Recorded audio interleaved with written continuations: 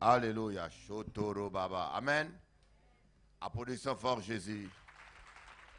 Alléluia. Dis à ton voisin, le diable n'est qu'un menteur. Là, c'est bien, maintenant, on va poser. Dis-lui, le diable t'a trop menti. Alléluia. Oh, qu'il est merveilleux. Merci, Seigneur.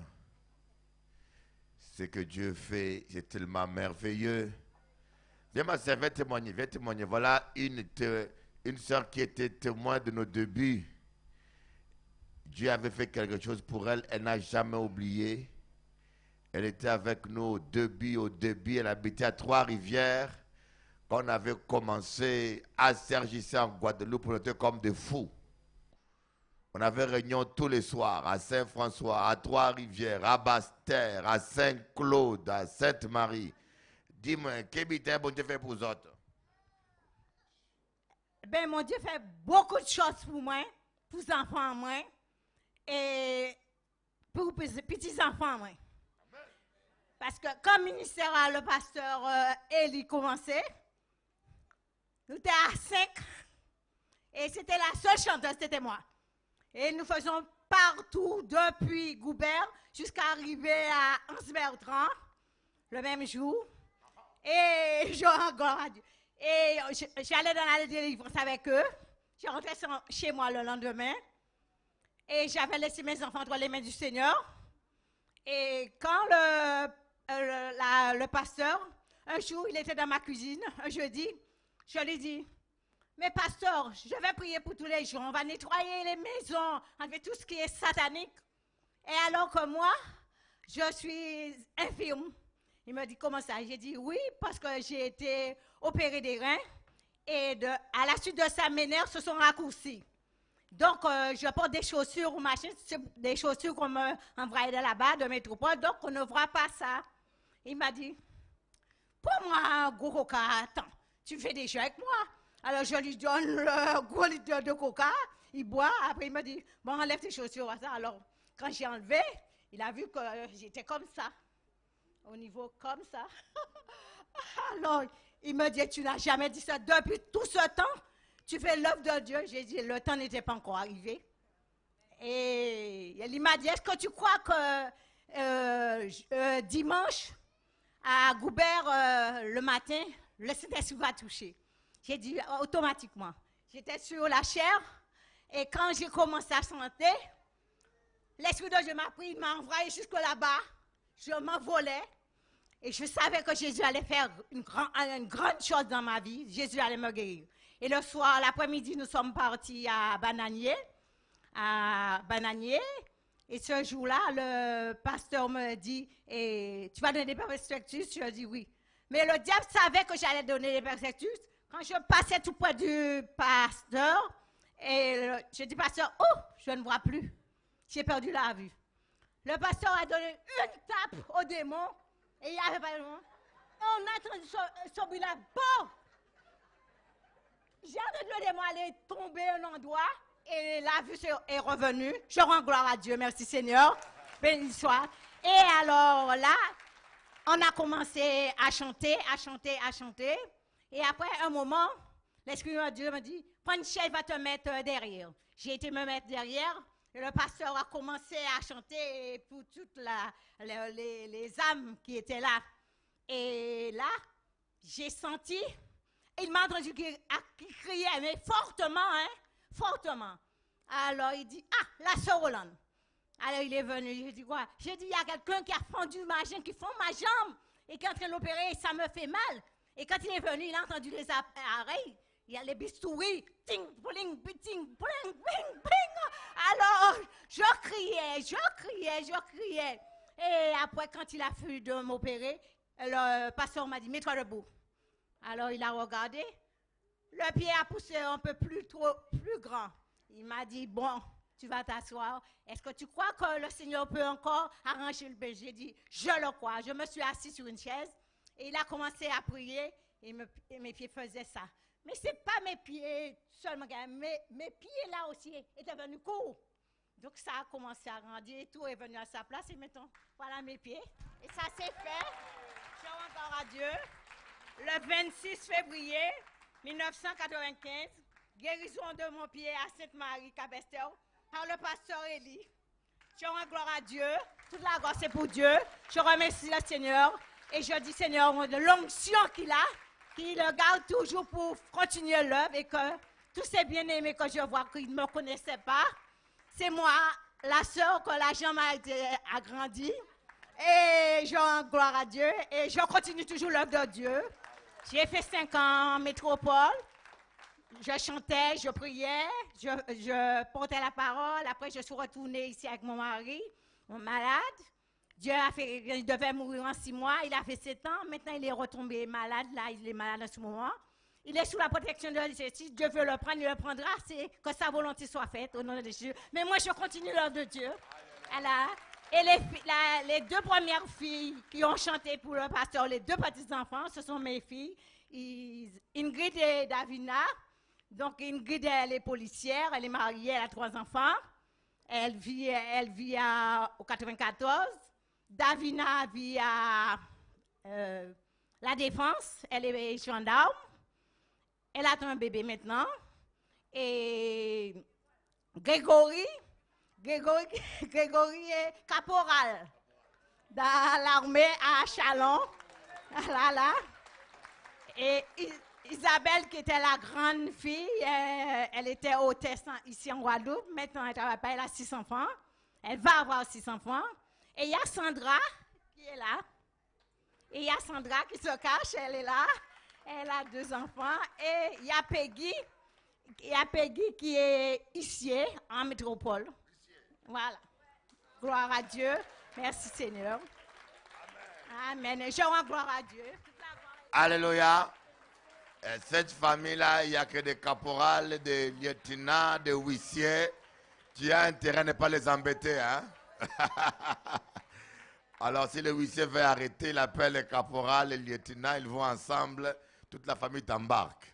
Amen. Vous me donnez leur téléphone, tu m'embêtes, j'appelle les caporales là, et puis, vous êtes prévenus. On va embêter, moi, je me rappelle les caporales qui sont venus surveiller l'église. Amen. Il y a aussi la sœur Daniela qui va donner un témoignage. Elle ne voyait pas la nuit. Et un soir, boum, viens expliquer. Applaudissez Jésus. Waouh! Dieu fait de grandes choses. Merci. Bonsoir mes bien-aimés. J'avais complètement oublié la sœur Rolande il y a si longtemps qu'on s'est vu. Effectivement, à Cap-Esther, il y avait une réunion dans l'après-midi à Cap-Esther. Et le pasteur a prié, et il a dit qu'il n'impose pas les mains. Là où vous avez mal, imposez-vous les mains. Et moi, je sais que je ne vois pas pour conduire. Je me suis imposé les mains sur les yeux. Mais à un moment donné, quand il a fini, j'ai regardé, j'ai dit, mais tiens, je vois le pasteur Élie. Et je voyais même la couleur de ses yeux. Et j'étais au fond de la salle. Et il était devant à la chaire. Et je dis, mais c'est pas possible. Je vois la couleur de ses yeux. J'ai dit, je vais regarder quelqu'un d'autre. Peut-être parce que je le connais déjà. J'ai regardé quelqu'un d'autre. C'était le frère, Lucien Mondésir.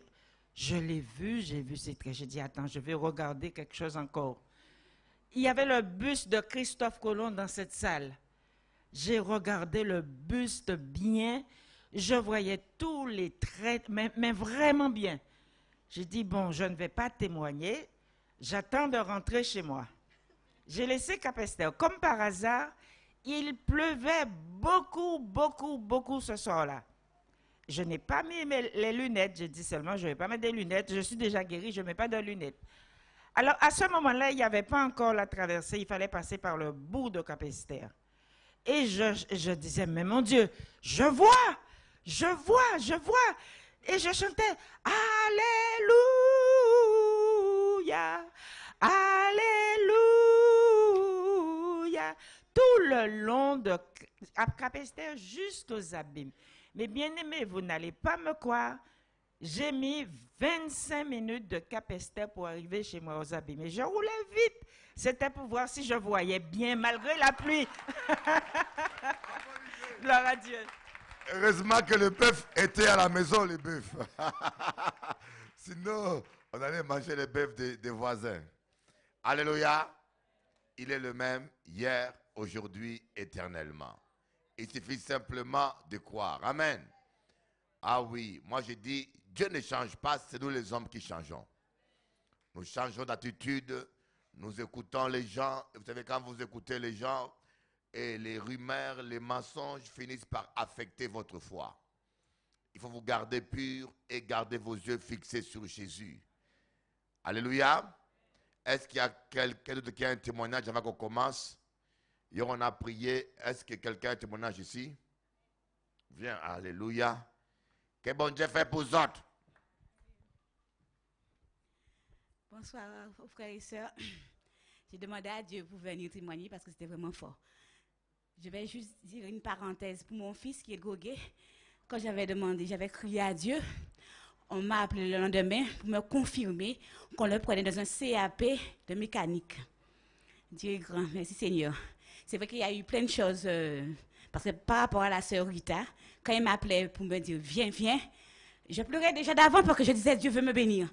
Et chaque fois, j'ai vraiment reçu. Mais samedi, je suis partie de chez moi à midi.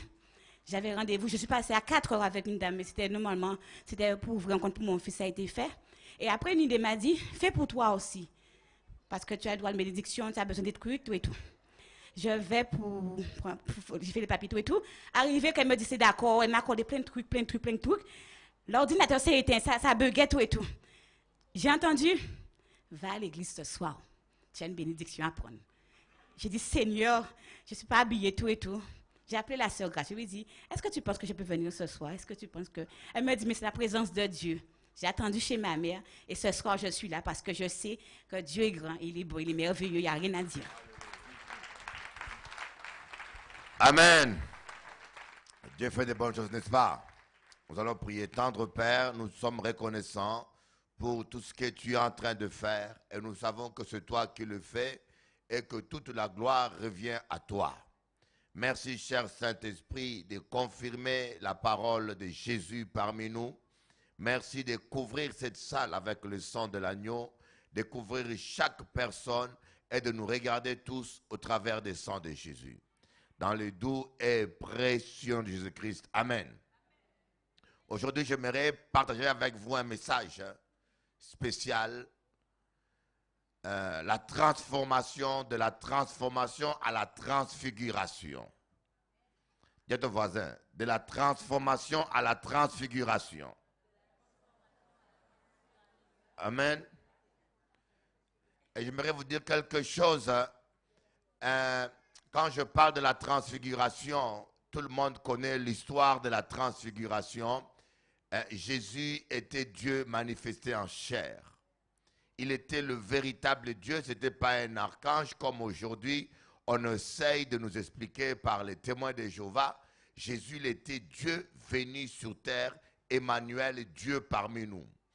Et sa gloire était derrière ce corps de chair qu'il avait. Et à la montagne de la transfiguration, Jésus a manifesté sa gloire.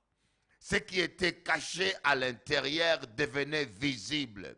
Pierre et Jacques et Jean, ils ont regardé et ils ne pouvaient même plus fixer les yeux sur Jésus tellement que la gloire était forte. On dit que son visage brillait comme le soleil. Et quand je parle de la transfiguration, je parle d'un état spirituel où la gloire de Dieu devient palpable dans ce monde. La gloire de Dieu habite en nous. Nous avons la gloire de Dieu. Le royaume des cieux habite en nous. Mais des fois, nous sommes chrétiens, mais les gens ne voient pas la gloire de Dieu en nous. On sait que vous chantez des cantiques, on sait que vous priez, on sait toutes ces choses-là, mais des fois c'est important que les païens puissent voir d'une manière indiscutable la gloire de Dieu. Que la gloire de Dieu, c'est possible que cette gloire de Dieu devienne matérielle, se matérialise, que les gens te regardent et disent, mais cette femme-là a changé, son visage est devenu plus joli, cette femme-là a changé, on sent qu'elle a la joie, on sent que quelque chose a changé dans sa vie. Amen. Mais pour vivre la transfiguration, la matérialisation de la gloire de Dieu, vous savez, toutes les bénédictions sont d'abord spirituelles. La Bible dit, béni soit Dieu qui nous a bénis de toutes sortes de bénédictions dans le lieu céleste. Donc, toutes les bénédictions existent dans le lieu céleste, mais il faut que ces bénédictions soient matérialisées. Alors, pour vivre la transfiguration, Dieu veut d'abord que nous puissions vivre la transformation. Sans la transformation intérieure, la transfiguration ne s'accomplit pas. Voilà pourquoi beaucoup de gens, ils sont en train d'attendre de recevoir certaines bénédictions, mais ils ne comprennent pas pourquoi cela n'arrive pas. Par exemple, une femme qui veut un bébé. Je connais une femme qui a dit, Bishop, prie pour moi pour que j'aie un bébé. Mais la dame n'aime pas le bruit des enfants quand ils pleurent. Je lui ai dit, mais ma soeur, tu veux un bébé. Il faut d'abord que Dieu te transforme, te donne la patience, pour que tu sois capable de supporter les bruits d'un bébé. Sinon, je vais prier pour que tu aies une poupée. Parce que la poupée ne pleure pas. Amen. On dit, Seigneur, donne-moi un mari. Mais à l'état où tu es, avec ton langage dur, avec ton attitude agressive et tes longs ongles que tu ne veux pas couper, tu vas griffer le mari. Dieu dit non. J'ai exaucé ta prière. Mais pour que tu puisses vivre la transfiguration, il faut d'abord que je transforme ton caractère pour que tu sois capable de rendre cet homme-là heureux. Amen. Et vous savez, lorsqu'on veut construire un immeuble, et plus l'immeuble sera haut, plus on a besoin de creuser en bas. Plus on veut monter haut en hauteur, plus on a besoin de creuser en profondeur. Et de même que lorsque Dieu vous appelle à une grande mission, vous savez, il y a des gens qui disent qu'ils ne comprennent pas pourquoi ils souffrent autant. Ils ne comprennent pas pourquoi ça traîne tant. Vous savez, si ça traîne, c'est que le Seigneur prend le temps de creuser au fond de toi pour que lorsque la gloire sera là, que tu aies un caractère qui soit capable à supporter la gloire. Alléluia. Il y a des gens qui ont été bénis après qu'ils sont retournés dans le monde. Parce qu'ils n'avaient pas permis au Saint-Esprit de faire le travail. Voyez Pierre voulait avoir des poissons. Et lorsqu'il a jeté le filet, il y avait tellement de poissons. La Bible dit que le filet a commencé à se déchirer. Le filet s'est déchiré. Des fois, nous n'avons pas un caractère assez solide qui est capable de garder toutes les bénédictions. On court derrière la bénédiction, mais n'oubliez pas que Dieu attend d'abord que nous ayons la transformation, que nous puissions vivre la transformation pour être capables de gérer la gloire de Dieu. Applaudissons Jéhovah.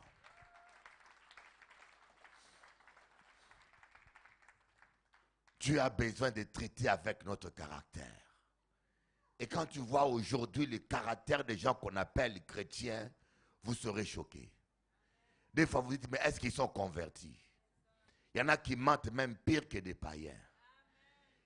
Il y a une chrétienne de mon église qui était partie dans une église. Et elle était allée assister, vous savez, elle a assisté au culte pendant un mois. Et on a voulu à tout prix qu'elle soit membre de l'église. Mais un jour, elle a dit, je pars. On a dit, mais pourquoi tu pars? Elle a dit, mais ce pasteur-là, il est orgueilleux et arrogant. Les gens ont ouvert les yeux et moi, je savais que c'était la vérité. Même nous, les hommes de Dieu, on a besoin de te transformer. Et parfois, on est là, et notre langage, on voit l'orgueil. Dans notre attitude, on voit la fierté. On voit que cette personne-là, il prêche bien, mais il n'est pas transformé. Il faut que les gens, quand ils nous regardent, qu'ils voient, ils disent que non, celui-là est un enfant de Dieu. Je vois la douceur de Dieu. Je vois le caractère de Dieu. Je vois l'amour de Dieu. Vous allez voir tous les gens que Dieu a utilisés. Dieu a pris un temps pour les transformer. Écoute-moi bien. Pour ceux qui sont là, peut-être qui veulent se marier, je vais vous donner un secret. Plus ça tarde, plus le mariage sera beau. Parce que Dieu prend le temps de nettoyer ton mari. Il a tellement de défauts qu'il faut 10 ans pour le nettoyer. Et le Seigneur veut que le mariage soit beau. Alors, toi, tu es impatient. Tu es en train de dire, mais Seigneur, ça fait, t'inquiète pas. Plus ça tarde, ça veut dire que le cadeau, il sera merveilleux. Applaudissons Jésus, le roi des rois. Oh my God, my God, my God. Alléluia. Voyez, Moïse avait un très grand appel, Moïse. Un appel qui avait de très grandes responsabilités. Je ne sais pas si vous pouvez imaginer quelle patience cet homme-là devait avoir. À diriger plus de 2 millions de personnes dans le désert. Marcher avec eux dans le désert, il n'y avait pas d'eau, il y avait... Donc, logistiquement, c'était humainement impossible. Il fallait un homme. Vous savez, un grand ministère suppose un grand caractère. Et Dieu, il devait transformer d'abord Moïse.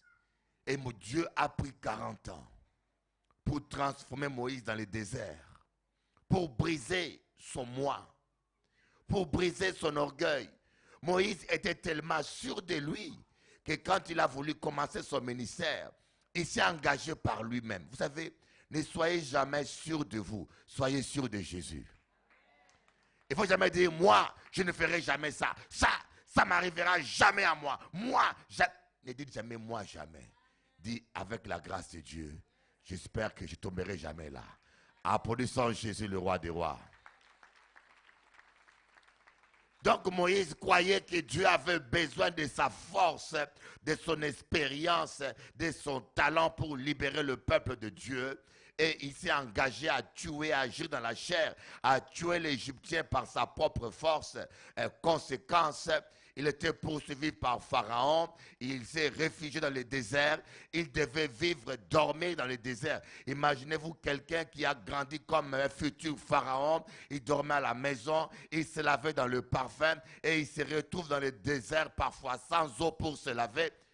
La Bible dit que Moïse était éloquent en parole et en acte.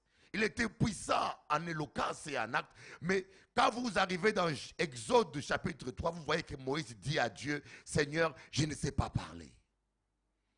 Dieu a pris du temps pour briser Moïse. Vous savez, laissez-vous transformer par le Saint-Esprit dans la présence de Dieu. Ça vous évitera de perdre votre temps dans le désert. Dis à ton voisin, laisse le Saint-Esprit te transformer. Parce que parfois nous sommes têtus. Dieu est obligé de nous laisser pendant 40 ans dans le désert. Dieu aurait pu transformer Moïse en un jour, en 2 jours. Mais lorsqu'on ne laisse pas le Saint-Esprit nous façonner, nous briser parce qu'on a l'orgueil, ou on est trop sûr de soi, ou on ne veut pas donner le temps à Dieu, Dieu parfois est obligé d'utiliser des circonstances dures et pénibles et nous traversons des moments tellement difficiles. Des fois on se pose des questions, mais où est Dieu? Parce qu'on n'est pas docile avec le Saint-Esprit. La même chose est arrivée à Pierre. Quand vous voyez Pierre, avant que Dieu l'utilise, il devait être transformé. Jésus a dit à Pierre, quand tu seras affermi, quand tu seras transformé, quand tu deviendras solide, tu vas t'occuper des autres. Tu vas affermir les autres. Dieu a besoin de te transformer avant que tu puisses transformer les autres. Avant de changer le monde, nous devons nous-mêmes changer en nous-mêmes. Alléluia. Nous passons midi à 14h à prier, Seigneur le feu, Seigneur le feu. On a vu ça. Les chrétiens évangéliques, nous aimons la puissance. Nous aimons les dons, nous aimons la puissance. Mais Dieu, lui, il veut d'abord que notre caractère soit changé. Et Pierre était tellement sûr de lui. Voyez, c'est dangereux d'être sûr de soi. La Bible dit, malheur à l'homme qui se confie à l'homme et qui prend la chair pour son appui. Et très souvent, nous sommes tentés à s'appuyer sur nous-mêmes. Et quand on est venu arrêter Jésus, il a pris l'épée, il a coupé l'oreille d'un soldat. Tellement qu'il était sûr de lui. Il était tellement sûr de lui que quand Jésus a dit, mais Pierre, tu vas me renier. Pierre a dit, quoi? Mais non, Seigneur. C'est pas possible. Moi, jamais.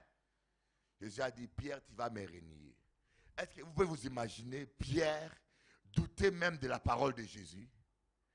Il dit, Seigneur, ce n'est pas possible. Alléluia. Mais il fallait que Pierre soit transformé. Et quand Pierre a reçu le baptême du Saint-Esprit, il a été transformé. et il a changé. Il est devenu une autre personne. Mes frères, c'est très important. Et c'est pour cela que nous avons besoin. La transformation se passe seulement dans la présence de Dieu.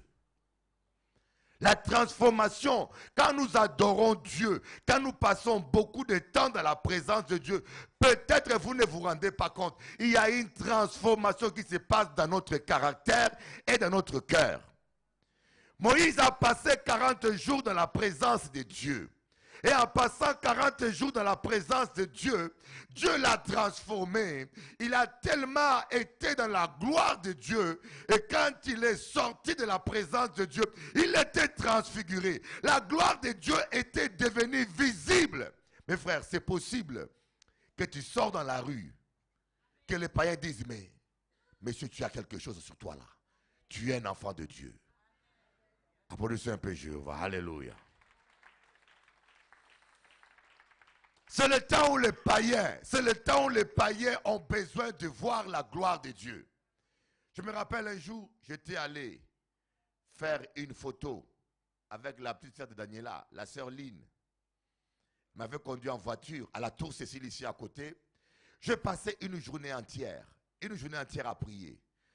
J'ai dit, je vais passer une journée sans parler à un être humain. Vous vous imaginez, depuis que vous êtes né, vous ne faites que parler? Hein? Est-ce qu'il y a quelqu'un qui a déjà fait un jour sans parler à un être humain?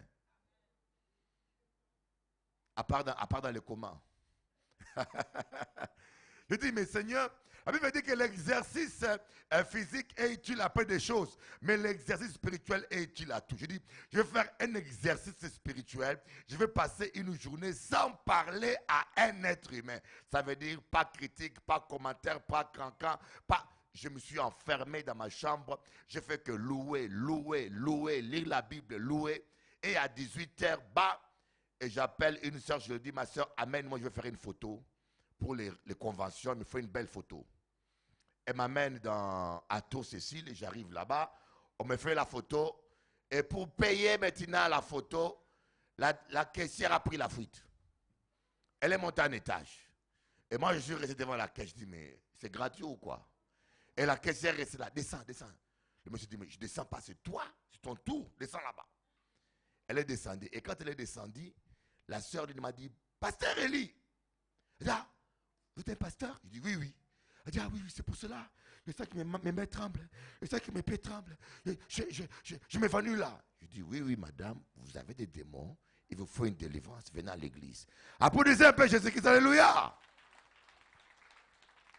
C'est possible, mes frères, que vous ne passez pas midi 14h à parler de Jésus, mais vous présentez Jésus vous-même. Vous êtes tellement unis avec Jésus que les témoins de Jéhovah, que les marabouts, que les hindous, qu'ils voient eux-mêmes la gloire de Dieu et que tu puisses dire, celui qui m'a vu a vu Jésus. Applaudissez le Seigneur, le roi des rois. Mais pour vivre la transformation, nous devons passer le temps dans l'école du Seigneur. Passer le temps. Allons voir dans Matthieu chapitre 17 à partir du verset 1. Oh Jésus. Et ce qui ne va pas aujourd'hui, tout le monde cherche la puissance. Nous aimons trop la puissance. Nous aimons la puissance plus que le Tout-Puissant. Nous aimons la bénédiction plus que celui qui bénit.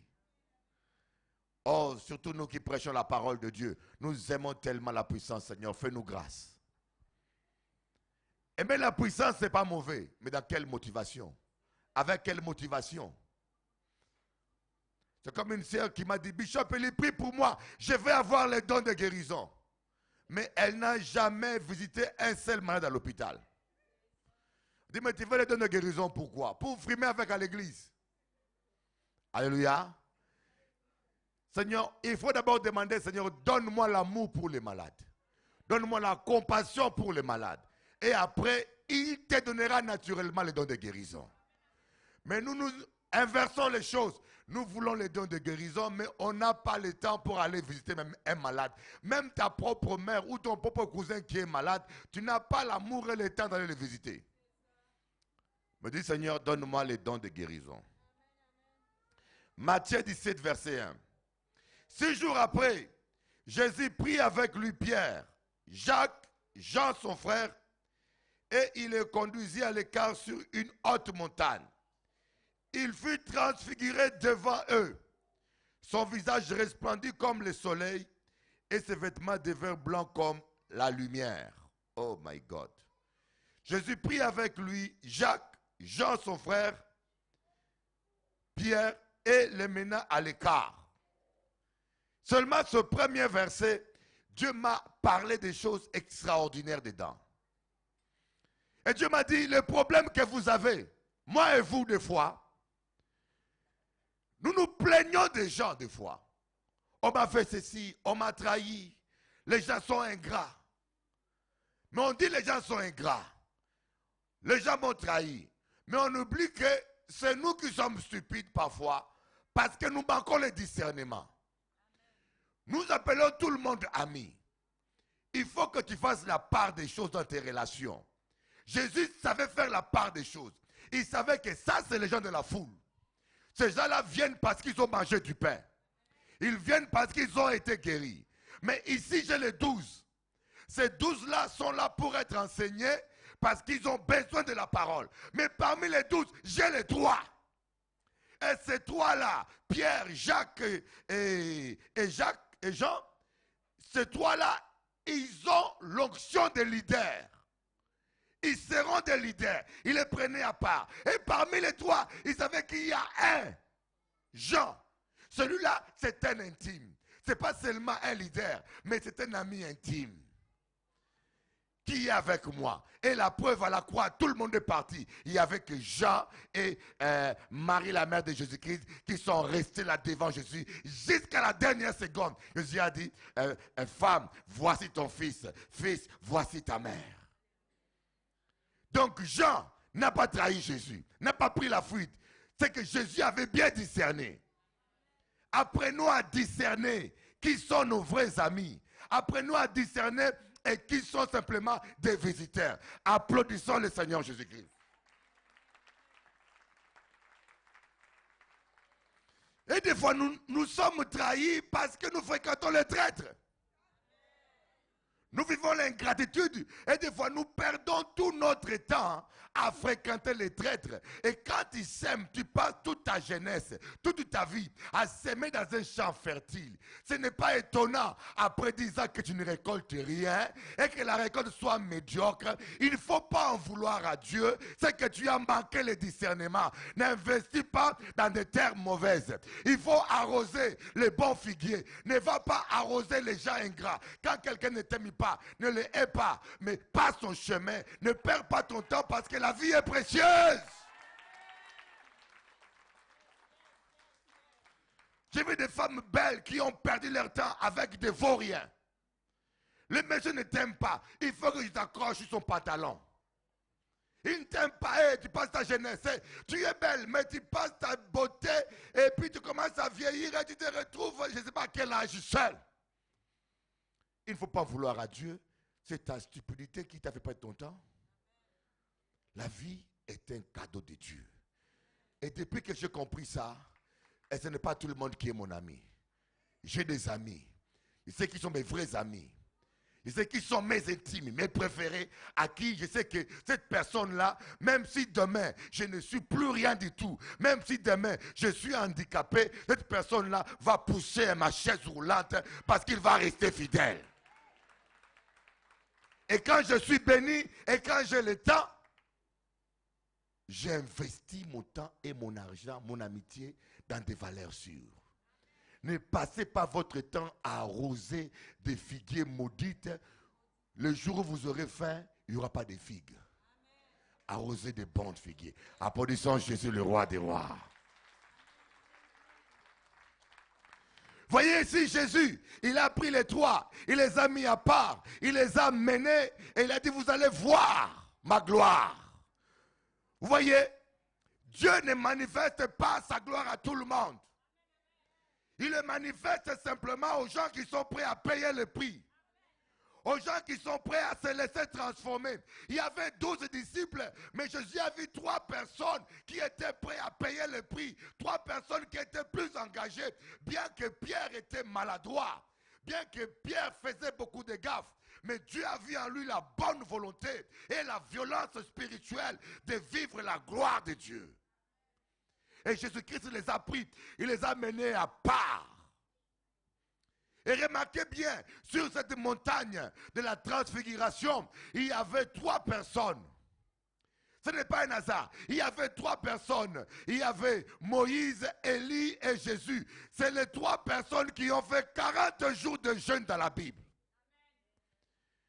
C'est les 3 personnes, les seules 3 personnes dans la Bible qui ont fait 40 jours, c'est Jésus, Moïse et Élie.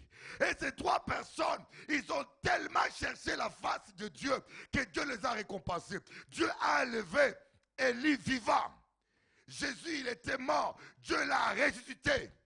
Et Moïse, il était mort à la montagne. L'archange Michel a récupéré son corps. Écoutez-moi bien. Quand vous passez du temps dans la présence de Dieu, il n'y a pas de plus grande récompense. Dieu va s'occuper de toi. Applaudissons Jésus. Alléluia. Le Seigneur désire nous bénir. Dieu veut que sa gloire, j'aimerais qu'aujourd'hui que tu comprennes, Dieu veut que tes voisins, qu'ils voient sa gloire dans tes yeux. Dieu veut que ta famille, qu'il voit sa gloire. Jésus a dit, ce n'est pas vous qui m'avez choisi, mais c'est moi qui vous ai choisi, qui vous ai établi, afin que vous portez du fruit et que votre fruit demeure, pour que tout ce que vous demanderez au Père à mon nom, qu'il vous le donne. Donc, en un mot, Jésus désire nous bénir plus que nous désirons la bénédiction. Ce n'est pas normal qu'on vienne comme des mendiants. Seigneur, s'il te plaît, bénis-moi, Jésus. Non. Si tu n'es pas béni, c'est parce que tu n'es pas encore bien transformé. Tes deux voisins, sois transformé.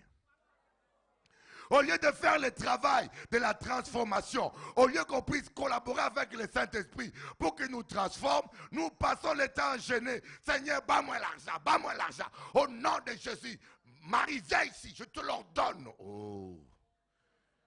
Tu commandes un sandwich ou bien quoi? Alléluia. Allons voir un verset dans Proverbe.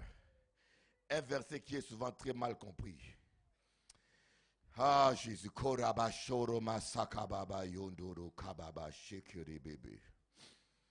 Heureux celui qui craint l'Éternel et qui marche dans ses voies. Tu jouis du fruit de ton travail et tu prospères. Psaume 128. On va lire Proverbe, chapitre 30, à partir du verset 7. Voilà un verset qui est très mal compris. Vous savez, la Bible, elle est profonde. Hein? Quand vous la lisez sans révélation, vous allez tomber dans les doctrines bizarres. Dans les doctrines bizarres. Je te demande 2 choses. Ne me les refuse pas avant que je meure. Éloigne de moi la vanité et la parole mensongère. Ne me donne ni pauvreté ni richesse. Accorde-moi le pain qui m'est nécessaire, de peur que, étant rassasié, je te réunis et je dise qui est l'Éternel, ou qu'étant dans la pauvreté, je ne commette un vol et ne porte atteinte au nom de mon Dieu. Voilà un verset que les gens comprennent mal. Mais est-ce que Dieu est contre la richesse? Est-ce que Dieu est contre qu'on soit riche? Et pourquoi ici, le psalmiste, Salomon dit, ne m'accorde ni richesse ni pauvreté. Vous voyez, la clé de ce verset se trouve dans le dernier, au verset 9, il dit, de peur qu'étant riche, que mon caractère soit pas assez transformé pour rester fidèle. Mon caractère puisse craquer et renier Dieu.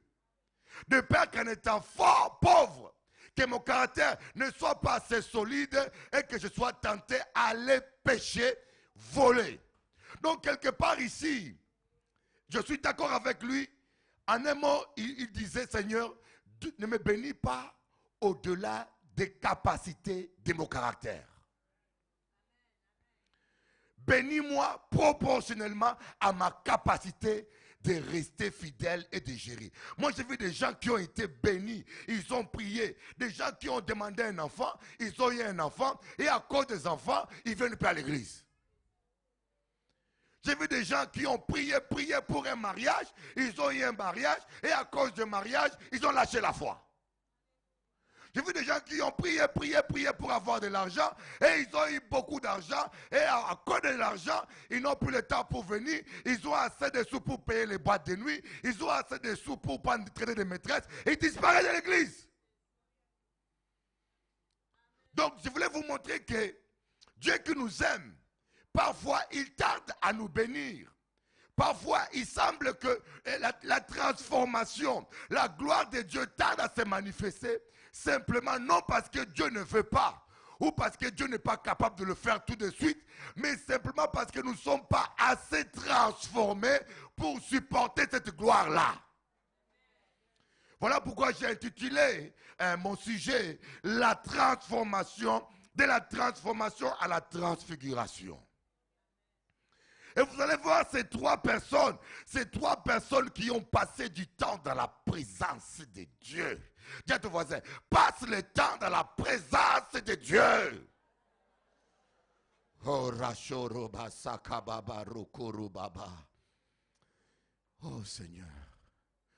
Jésus avait une église tellement petite. Une église avec 12 disciples. Ce n'était pas un pasteur star. Ce n'était pas un téléévangéliste. Il n'avait que 12 disciples, mais il a changé le monde. Aujourd'hui, nous avons des églises de 10 000 personnes, de 2 000 personnes. Mais quand tu rentres, tu vois la vie des gens, il n'y a pas de transformation, il n'y a pas d'impact. Mais Jésus a laissé 12. Et les 12 ont rempli Jérusalem de la parole de Dieu. Pour transformer Paris, pour transformer la Guadeloupe, on doit être soi-même transformé intérieurement. Applaudissons Jésus-Christ, la gloire de Dieu. Et cela, c'est dans les petites choses. L'un des domaines où on a un problème avec les chrétiens, c'est la susceptibilité. Oh my God, la susceptibilité. Des fois, les chrétiens sont plus susceptibles que les païens. Je me rappelle un jour, j'ai amené 2 guitaristes au studio. Ils ont failli se battre devant un païen. L'ingénieur que j'évangélisais, il a enregistré la musique. Quand un guitariste a dit à l'autre, toi, on va jouer fort même. Il dit, quand on a dit, on va jouer fort. On va prendre fusil, on va fusiller. Des chrétiens qui disent, va prendre son fusil à la maison pour fusiller un autre. Et devant un païen. Marque de transformation. Tu amènes un chrétien au studio, il arrive au studio, tu lui dis, le kidar du jour n'est pas bon. Il prend son kidar, il s'en va. Alors que je joue avec des païens, je vous dis, je suis allé au studio avec un des plus grands musiciens de la Guadeloupe. On arrive au studio, il joue le kidar, je dis, mais ton cas jouer là, ça n'a pas qu'à sonner bien. Moi, je veux jouer différemment. Il a obéi. Le monsieur a plus de 10 disques d'or. Il a le succès, il est international. Un païen qui a plus de talent, qui a de quoi être fier, mais il se comporte mieux qu'un chrétien. Qui est transformé? Qui est finalement transformé? Voilà pourquoi Jésus a dit, ce n'est pas tous ceux qui disent Seigneur, Seigneur, Seigneur qui hériteront le royaume des cieux. Et ce n'est pas parce que tu vois un frère là qui vient à l'église que tu dois t'imaginer que c'est un bon mari. Il faut faire attention, il y a des frères là qui sont pires que des païens, mal élevés. Amen. Des fois on a eu une mauvaise éducation. Ou des fois on n'a pas eu la chance d'être dans une famille où il y a eu une bonne éducation. Papa mange les dents dehors, la viande de partout. On n'a pas eu la chance. Mais quand tu viens au pied du Seigneur, le Seigneur peut t'éduquer. Si du moins tu lui donnes le temps de t'éduquer, de te transformer. Applaudissons Jésus, le roi des rois. Et parce que nous ne sommes pas transformés, la gloire de Dieu qui est en nous ne se manifeste pas. Ne se manifeste pas. Croyez-moi, le Saint-Esprit est susceptible. Vous voyez, Jacob a maudit Lévite et Siméon. Jacob a maudit. Jacob devait bénir toute sa famille. Il a commencé par le premier. Comment s'appelle le premier? Ruben. Ruben était un homme charnel, puissant. C'est comme Samson. Samson était un homme charnel. Nous avons tellement de chrétiens charnels pour qui le péché charnel, les choses charnelles passent avant Dieu. Depuis qu'ils sont convertis, ils viennent à l'église. Mais leur vie de péché, c'est toujours pareil. Ils changent de fiancé chaque année. Chaque année, ils ont changé de fiancé, ils ont goûté la sauce là pas bon, changé de fiancé encore. Tu viens à Bishop Eli, voilà un frère qu'on est en train de traiter. Et là, au goût de sauce là trop pimentée, on va changer encore. Alléluia. Ce sont des gens qui ne veulent pas être transformés, mais ils veulent la puissance, ils veulent tout. Et quand Jacob voulait bénir son fils né Ruben, mais la bénédiction est devenue une malédiction. La personne n'était pas transformée. Quand il est arrivé devant Lévite et Simon, il a dit, vos glaives sont violents. Combien de fois nos langues chrétiennes, nos langues sont violentes? Combien de fois nous passons le temps à voir que le mal est dans les gens? Comme je dis aux gens, pourquoi vous voyez que le mal? Il n'y a pas que le mal. Si tu veux voir du bien, tu pourras voir le bien. Amen. Vous n'avez pas remarqué ça? Les bonnes choses, on a du mal à en parler. Quelqu'un a fait un mal, quelqu'un t'a fait du mal, tu peux en parler toute la vie. Mais les bonnes choses, on ne veut pas les voir. Les problèmes, ce n'est pas les gens, les problèmes, c'est toi-même. Tu vois que le mal partout. Je me rappelle un jour, j'avais pris l'ascenseur à Paris, je descends et je rentre dans l'ascenseur, je vois la fumée. Je dis, oh, ça fume l'ascenseur. Quand je sors de l'ascenseur, j'arrive dans le couloir, je vois encore la fumée. Je dis, mais comment il y a autant de fumée, on n'a pas sonné l'alarme? Quand je sors dehors, je vois dehors encore plein de fumée. Je dis, ah, mais il y a problème là. Et quand j'ai enlevé mes lunettes, c'était sale. Il n'y avait pas la fumée, c'est mes lunettes qui étaient sales. Des fois, on passe le temps à voir les défauts dans les pasteurs, dans les frères. Tout le monde est mauvais sauf toi-même. Tu ne sais pas que le problème, ce n'est pas les gens. Tes yeux sont sales. Tes lunettes, je te faisais, change tes lunettes. Alléluia. Commence à voir les biens dans les gens. Commence à voir les qualités. Et vous savez que quand vous voyez le mal dans une personne, même votre estime pour la personne va baisser. Dans le couple, remarquez quand les couples veulent divorcer, c'est toujours le mal. Ah, mon mari, tu dis à la femme, donne-moi les défauts de ton mari. Il peut te remplir un livre entier. Il est fainéant, il mange les dents, il ne se lave pas, il est comme ça. Il peut écrire et tout. Mais seulement une qualité. Il faut réfléchir. Réveille le lendemain, je vais chercher. Parce qu'on ne se rend pas compte que des fois, l'ennemi nous pousse à nous focaliser que sur les défauts. Dites-moi, quelle est l'église où il n'y a pas de problème? Tout ce qui est terrestre a des défauts. Tout ce qui est terrestre, il y a problème. Maintenant, c'est à toi de savoir si je regarde les qualités ou les défauts. Et quand nous sommes transformés à l'intérieur, notre manière de voir les gens est aussi transformée. Alléluia, applaudissons Jésus. Nos relations avec les gens deviennent aussi transformées. Notre manière de vivre, notre manière d'agir. Et ceci va permettre au Saint-Esprit de nous transfigurer. Et je peux vous dire, quand le Saint-Esprit vous transfigure, même tes ennemis, voyez, les gens qui ont frappé Joseph, à la fin, ils sont allés se mettre à genoux devant Joseph. Ils ont dit non, tu es transformé, tu es transfiguré. On t'a connu un petit garçon, maintenant tu es prince en Égypte. Nous reconnaissons vraiment que Dieu t'a mis au-dessus de nous. Quand tu marches avec Dieu, tu ne seras jamais confus. Je peux dire, c'est comme un match de football. Hein. On peut te mener 3-0, 4-0. Mais tant que Dieu n'a pas sifflé la fin du match, sache que le match continue. À la fin, tu seras vainqueur. À la fin, c'est impossible. Lorsque tu es soumis au Saint-Esprit, à la fin, tes ennemis seront confondus. Ils reconnaîtront. Dieu va dresser une table devant toi en face de tes adversaires. Parce que Dieu est Dieu. Applaudissons Jésus, le roi des rois. Alléluia. Sarababa Shondoro Baba. On va se lever pour prier, pour dire Seigneur, transformez-moi. Faisons de la transformation la première priorité. On se trompe. On fait de la transfiguration la priorité. Mais pour vivre la gloire de Dieu, il faut d'abord la transformation. Et des fois, nous sommes trop pressés. Nous voulons tout de suite y arriver. Je sens en esprit, il y a des gens qui ont déjà la gloire de Dieu en eux.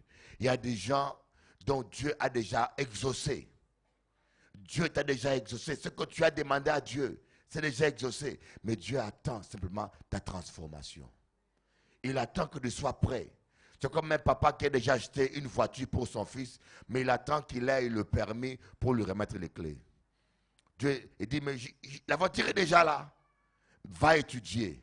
Passe le temps à l'école et reçois ton permis et je te remets les clés. Dieu t'a déjà béni, mais passe le temps dans sa présence. Passe le temps dans sa présence et écoute le Saint-Esprit. Laisse le Saint-Esprit t'enseigner. Laisse le Saint-Esprit te corriger. Vous savez, quand on vient devant le Saint-Esprit, il te dit des choses même que le pasteur ne voit pas. Il vient te dire, toi, ton problème c'est ça. Et quand tu es honnête, tu t'humilies devant le Saint-Esprit, il parle, l'Esprit de Dieu. Moïse est allé, l'Esprit lui a parlé. Élie est allé, Dieu lui a parlé. Dieu dit, invoque-moi, je te répondrai. Je te révélerai des grandes choses, des choses que tu ne connaissais pas. Alléluia.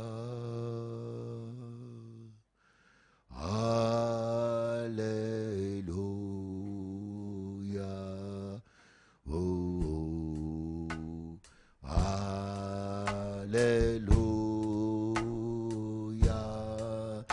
Alléluia.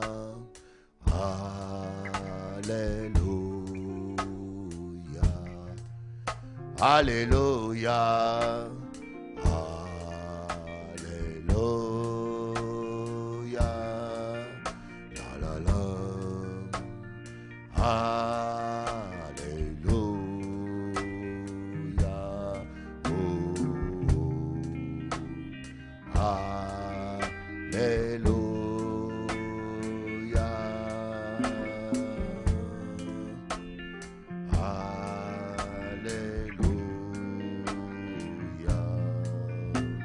Merci Jésus. Merci Jésus.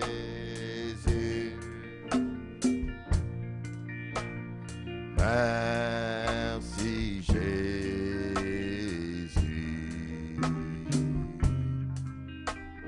Merci Jésus. Merci Jésus.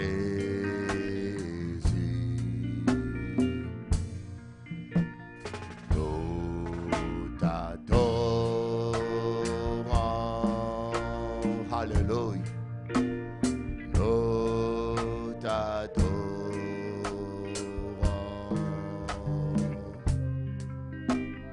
Nous t'adorons.